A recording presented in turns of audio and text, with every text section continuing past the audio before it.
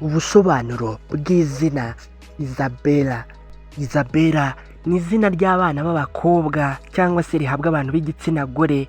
Ni izina ry'igiheburayo risobanura ufitanye isezerano n'Imana cyangwa se uw'Imana yasezeranyije.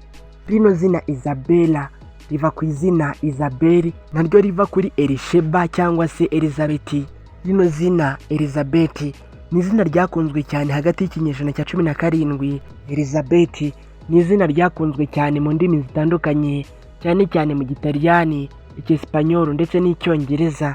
Aho rino zina guhera muri 2004 kugera muri 2019 ryakunze kwibandwaho n'abantu benshi, kuko ryakunze kuza muri top 10 cyangwa se mu mazina 10 akunzwe muri Leta Zunze Ubumwe za Amerika.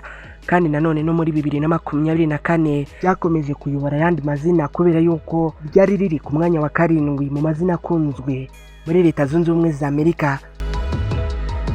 Dore bimwe mu bintu 10 biranga abantu bitwa ba Isabella. Isabella ni umuntu ugira ubwiyoroshye ndetse n'ubugwaneza mu mibanire ye n'abandi. Icya kabiri kiranga abantu bitwa ba Isabella ni abantu batinya kuba bonyine, bakunze kwiyegereza abandi kandi bakabereka urukundo. Icya gatatu kiranga ba Isabella ni abantu banyurwa n'ubwigenge cyangwa se kuba hari ibintu bagiye bayobora. Icya kane kiranga abantu bitwa ba Isabella ni abantu bakunda umuryango wabo cyane. Icya gatanu kiranga abantu bitwa ba Isabella ni abantu bazi guhumuriza no gutanga icyizere ku bandi. Icya gatandatu kiranga abantu bitwa ba Isabella ni abantu badapfa guhubagurika, ahubwo ni abantu bazi gushyira mu gaciro kandi bakagendera ku ndangagaciro zabo. Icya karindwi kiranga abantu bitwa ba Isabella biragoye cyane yuko babakura ku ntego zabo cyangwa se ku bintu bo bemera. Icya munani kiranga abantu bitwa ba Isabella ni abantu bakunze gufata umwanya uhagije hanyuma bagatekereza ku kintu neza bitonze. Icya cyenda kiranga abantu bitwa ba Isabella ni umuntu uzi gufata ibyemezo kandi akubaha ibyemezo yafashe. Icya 10 kiranga abantu bitwa ba Isabella usanga bafite ukwemera kwabo kwihariye. Iyo ari abizera mu madini usanga babirimo cyane.